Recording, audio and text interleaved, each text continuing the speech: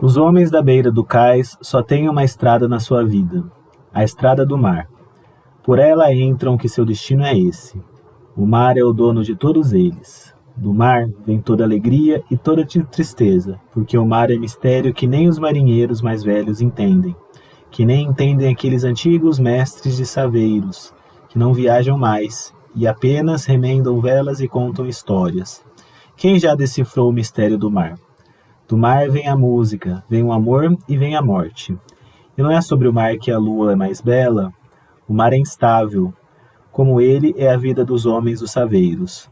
Qual deles já teve um fim de vida igual ao dos homens da terra, que acarinham netos e reúnem as famílias nos almoços e jantares? Nenhum deles anda com esse passo firme dos homens da terra. Cada qual tem alguma coisa no fundo do mar. Um filho, um irmão, um braço, um saveiro que virou, uma vela e um vento de tempestade que despedaçou. Boa tarde, bom dia, boa noite. Meu nome é Paulo Marsaioli, sou autor do blog Esperando Paulo. É um espaço onde eu publico artigos aí de filosofia, de política, de história, de literatura, com ênfase em história e literatura do Brasil. No vídeo de hoje, é o primeiro vídeo do meu canal, eu vou falar um pouco sobre esse livro do Jorge Amado, Mar Morto. Trata-se aí de um livro publicado no ano de 1936, quando aí o nosso escritor aí tinha 20, 30 anos de idade, né? Ele nasceu em 1912, então a gente está aí falando aí de 24 anos de idade, né? E para começar, vamos falar um pouquinho da vida do Jorge Amado, né? Então ele nasceu no dia 10 de agosto de 1912, na cidade de Itabuna, no sul da Bahia, né? Ele era filho de um latifundiário e já na infância ele teve contato aí com a situação dos trabalhadores, né? Que são retratadas, inclusive, em alguns livros que a gente vai falar que são dessa primeira fase, dos escritos do Jorge Amado, que é uma primeira fase que vai ter uma dimensão mais política e ideológica, né? Foi através dessa vivência no sul da Bahia, com esses trabalhadores das fazendas de cacau, que ele produziu um dos seus primeiros romances, que chama-se justamente Cacau, né? Prosseguindo, em 1930 ele vai mudar para o Rio de Janeiro, onde ele vai estudar na Faculdade Nacional de Direito, né, atualmente a Universidade Federal do Rio de Janeiro, e é na década de 30 que ele vai ter o contato, né, ele vai começar a se engajar no movimento político, no movimento comunista, né. A gente está falando aí da década de 30, um momento com bastante importância política, cultural no país, né. Então a gente teve aí a Revolução que alçou, que colocou abaixo a República Velha, também chamada Primeira República, e instituiu aí o que a gente vai chamar da Primeira Era Vargas, né, de 1930 a 1945. Então é um momento, inclusive culturalmente, é um momento também muito importante do país, né. A gente teve, a partir de 1922, com a Semana da Arte Moderna, um novo rumo para o desenvolvimento da literatura no Brasil. E já a partir da década de 30 a gente tem aquela chamada, dentro daquela periodização tradicional que a gente tem nos cursos de literatura, que tem uma finalidade um pouco mais didática, a segunda fase do modernismo, né? É um momento então que a gente vai acentuar a questão do regionalismo, então a gente vai ter muitos escritores, principalmente do Nordeste, a gente está falando aí de Graciliano Ramos, de Raquel de Queiroz, José Lins do Rego, que vão retratar, vão ter uma preocupação, assim como também o Jorge Amado, né? Uma preocupação em retratar a situação do povo, dos trabalhadores, denunciar a questão da pobreza material, da questão da exploração do trabalho, né? Busca, através de um estilo literário, um estilo mais realista, né? Rompendo, já dentro dessa orientação que vem lá dos modernos, de romper com alguns paradigmas que vêm da literatura mais tradicional, do século XIX, né? Então a questão da linguagem, a utilização de termos populares, né? Alguma coisa também de experimentação formal, que é uma herança aí do movimento modernista. E vai ser na década de 30, como estava falando, que ele vai se iniciar então nas atividades políticas, ao ponto de 1946 ele ser daqueles que foram eleitos para a primeira bancada. Você teve o fim da Era Vargas, em 1945, aí no contexto do pós-guerra, o Partido Comunista ele conseguiu eleger mais de 10 deputados, elegeu um senador, que foi o Luiz Carlos Prestes, né? E o Jorge Amado foi eleito deputado, né? Deputado pelo Rio de Janeiro. O Carlos Marighella foi eleito deputado pela Bahia. A gente teve então um momento que foi um momento curto, na verdade, porque depois de 45 aí você tem o governo Dutra e já logo na sequência o Partido Comunista é colocado na ilegalidade, né? já dentro desses primeiros aí dos primeiros momentos aí da Guerra Fria. A gente está falando do pós-guerra e já nesse período, então vamos colocar aí entre o início da produção literária dele de 1930 a 1945, a gente está falando de uma literatura mais engajada, né? O Mar Morto faz parte dessa primeira fase. A segunda fase do escritor, a gente pode colocar a partir aí da década de 50, em que ele assim como muitos outros intelectuais, eles vão romper com o movimento comunista. Isso se dá no contexto daquilo que ficou conhecido como as denúncias de Stalin, que foram elaboradas aí pelo Nikita Khrushchev, né? A gente está falando aí da 20º Congresso do Partido Comunista da União Soviética, que foi um momento de ruptura, né? Então, muitos intelectuais aí que tinham aderido ao stalinismo através dessas denúncias, né? Tornado público algumas situações de perseguição. A gente sabe que, na verdade, houve muita manipulação em torno disso, né? Mas ele foi um daqueles intelectuais que se afasta do movimento comunista a partir desse momento. E aí a gente abre, então, para uma segunda fase das obras do escritor, que são umas obras que já não têm um compromisso político partidário ideológico tão mais evidentes, né? Então a gente tem alguns exemplos. Eu acho que talvez o mais famoso é um romance Gabriela Cravo e Canela, né? Mas assim, existem alguns elementos que são comuns nessas duas fases, né? Então sempre a questão de realçar os personagens que vêm do povo, né? Tratar a questão da cultura popular, né? A gente vai falar um pouquinho do Jorge Amado aqui do Mar Morto, em que ele vai tratar da questão da cultura dos homens do mar, da preocupação que eles têm com relação à religiosidade, né? E vai explicar, vai trazer bastante detalhes a figura de Iemanjá, que é uma figura que está muito presente na cultura brasileira, né? Até hoje, principalmente nas religiões de matriz africana, né? Então, como eu disse, né, Mar Morto é um livro que pertence a essa primeira fase do escritor. Por sinal, inclusive, na opinião do próprio Jorge Amado, era o livro favorito dele, né? Me parece que deveria ser um livro que deveria ser mais trabalhado nas escolas, né, mais conhecidos. A gente tem, acho que o livro mais conhecido, talvez trabalhado no ensino médio, é o Capitã de Areia, que também é um livro muito importante, que também pertence a essa primeira fase do escritor, que tem uma dimensão política mais importante. O Capitã de Areia retrata a história daquelas crianças que moram no Trapiche e que desenvolvem uma atividade aí, de banditismo, mas sempre um banditismo aí, na leitura do Jorge Amado, né? Remete inclusive àquela ideia do banditismo social do historiador britânico Hobsbawm, né? Eric Hobsbawm.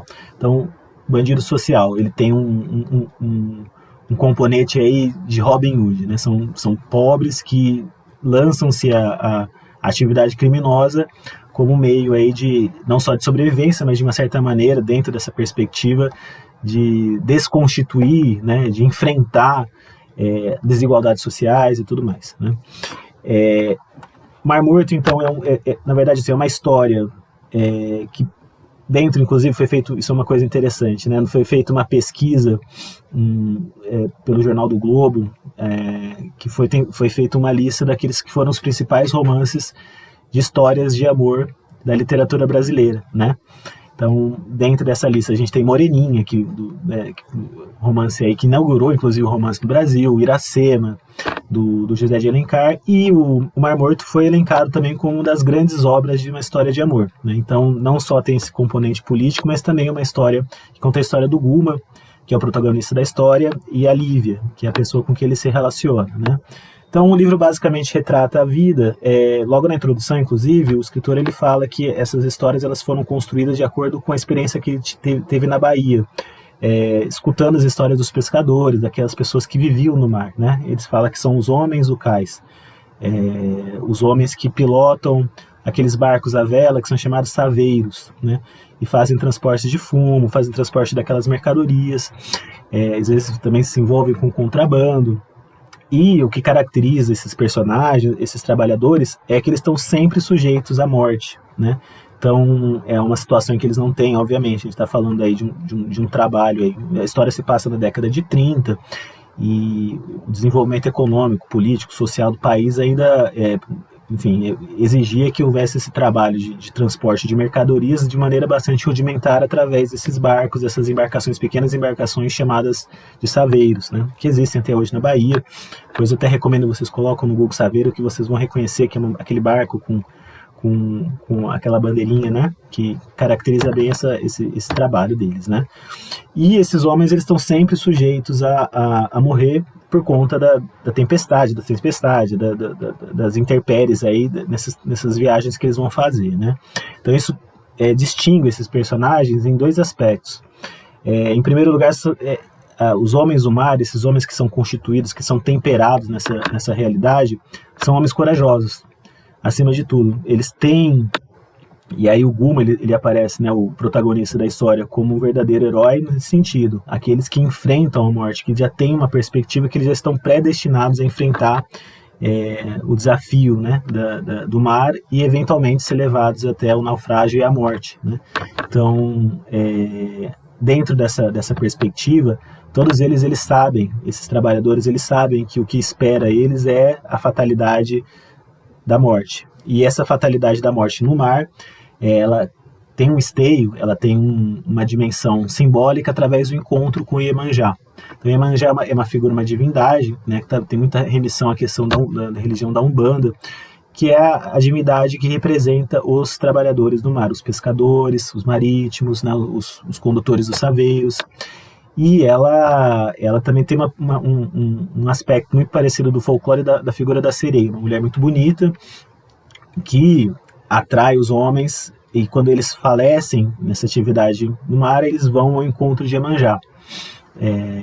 Então essa figura faz com que ela, enfim, existem as festas, inclusive no próprio romance eles também retratam esses eventos religiosos, né, como ela é cultivada. Então, além da coragem, outra coisa que caracteriza esses trabalhadores, esses homens do mar, é que eles se constituem, isso também é uma coisa que está presente no Capitã de Areia. São crianças que tornam-se adultas muito rápido, né? Então, aí mais uma vez, dentro dessa preocupação de fazer uma crítica social, esse livro aí vai retratar a história de crianças que a partir dos 10, 11, 12 anos vão abandonar os estudos para se dedicar ao trabalho, né? Então, eles são levados para a escola só para ter alguma noção rudimentar de escrever seu próprio nome, mas eles tornam-se adultos muito rápido, eles assumem responsabilidades muito rápido. Então, isso tempera, isso fortalece essas pessoas, né? E é justamente nesse sentido também que Iemanjá é uma divindade que ela se atrai pelos homens corajosos, né? Então justamente é por isso que ela está sempre em busca desses homens, desses aventureiros, né, que se lançam à aventura do mar. Então o Guma, ele é esse personagem protagonista, né? O pai dele, assim como isso acontece com basicamente todos eles, né? Ele também faleceu num acidente conduzindo saveiro. Ele mora com um tio, que também é um condutor de saveiro. Esse tio, ele tem uma característica que é bem simbólica, que ele, ao contrário de basicamente todos os outros trabalhadores do mar, ele envelheceu sem encontrar Iemanjá. Ele trabalhou a vida inteira e ele foi envelhecendo ao ponto dele não conseguir mais conduzir o barco. Isso gera uma frustração nele. Ele chega à conclusão que ele não consegue mais fazer esse trabalho sem ter cumprido seu destino, né? Seu destino de morrer e fazer um reencontro da divindade, da Iemanjá. A mãe do Guma é uma prostituta que abandona o filho, que por uma situação de dificuldade material deixa o filho sob os cuidados do tio. E o Guma, ele vai sendo temperado e vai sendo construído a sua personalidade, sua fisionomia moral, cultural, dentro desse contexto do trabalho no mar, né? Lívia é uma mulher por quem ele se apaixona e realmente é uma história de amor muito bonita. Não é uma história, mas assim, foge, mais uma vez, assim, a gente está falando de uma obra moderna, né? Então quando a gente vai falar, por exemplo, de histórias de amor na literatura, e a gente vai se remeter principalmente às histórias do romantismo, então eu falei aí do Moraninha, Joaquim de Almeida, né? Sempre esqueço o nome dele. José de Alencar, com Iracema, são escritores que ainda estão dentro daqueles parâmetros mais românticos, assim. Então são histórias que não tem muita verossimilhança, né? Tem muita idealização em torno do amor e tudo mais. Como a gente está falando de uma história de amor dentro de uma literatura modernista, então ela tem mais verossimilhança, a história, né? Ela tem mais plausibilidade. Então, o Guma acaba você não vou dar spoilers, obviamente, mas assim, uma história de amor em que o Guma acaba traindo ela, sem ela descobrir, e ele tem os seus remorsos, né, a sua tristeza em torno disso, porque ele trai ela inclusive com a mulher de um amigo dele. Então, assim, é uma história de amor, mas não é uma história de amor ao estilo da literatura romântica do século XIX, que é aquele amor pouco plausível, né? mas é um amor verdadeiro, né? E aí, mais uma vez, também não vamos contar o final da história, mas na verdade é até bastante previsível, né? Ao término da história, o Gruma vai reencontrar Iemanjá. Ele vai fazer esse reencontro com Iemanjá e a gente vai descobrir que Iemanjá, na verdade, sempre esteve ao lado dele, né? Então aí também já não posso avançar muito, porque aí eu vou acabar contando o que aconteceu no último parágrafo, nos últimos parágrafos do livro, né? Mas é um livro muito bonito, eu fiquei bastante impressionado com a história que eles contam desses trabalhadores, né? Acho que também alguns detalhes que são interessantes, principalmente nessa questão política, é a questão social, das classes sociais, né?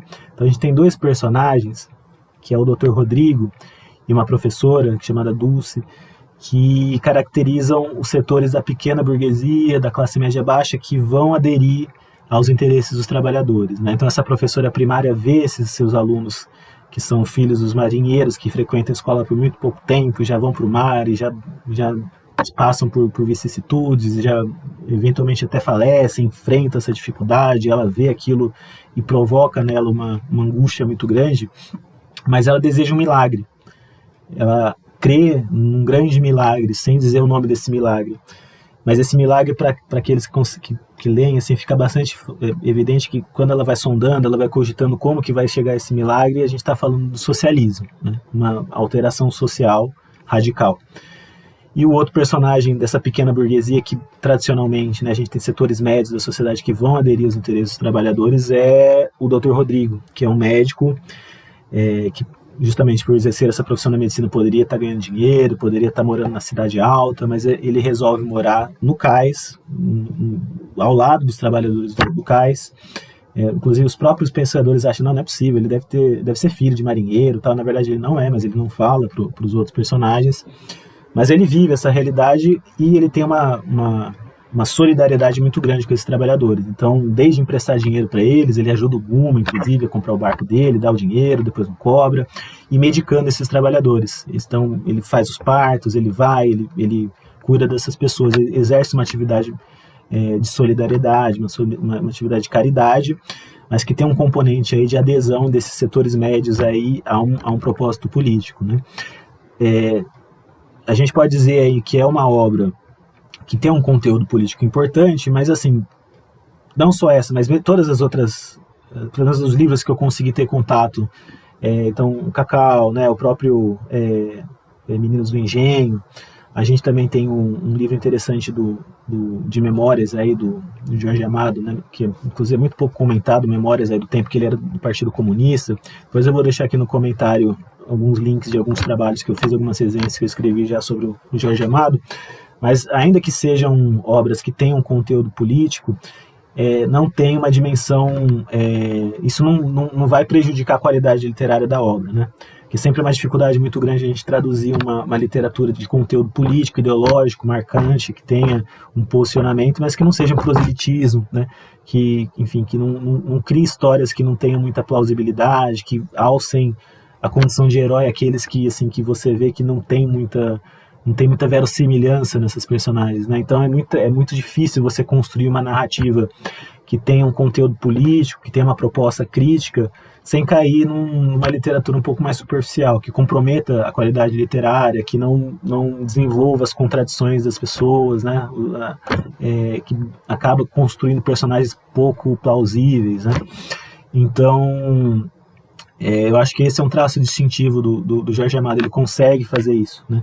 Não só ele, outros escritores, eu acho que é uma característica desses escritores modernos, aí, dessa segunda, que a gente chama de segunda fase do modernismo, né? Então, Graciliano Ramos, quando ele vai falar dos trabalhadores aí, os retirantes lá em Vidas Secas, ou da situação também dos trabalhadores da pequena burguesia, desses setores aí médios aí, lá em Caetés, ou mesmo quando ele vai falar em São Bernardo, da história aí da professora Madalena, com aquele latifundiário Paulo, ele está sempre muito preocupado com as questões sociais, está sempre retratando problemas aí de conflitos sociais, de luta de classes, né?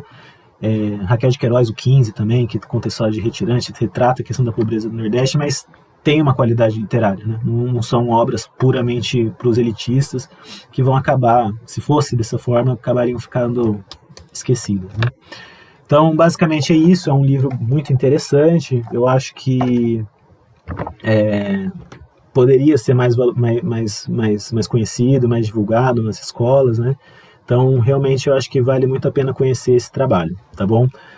Agradeço aí as pessoas que assistiram meu vídeo. Eu vou começar a fazer publicações. Eu tenho meu blog, que eu já há bastante tempo eu faço essas resenhas de livros, e eu pretendo agora fazer vídeos para também a gente conseguir ter mais acesso a mais interessados em querer conhecer história, literatura, política, filosofia e os temas que a gente trabalha no nosso blog, tá bom? Muito obrigado.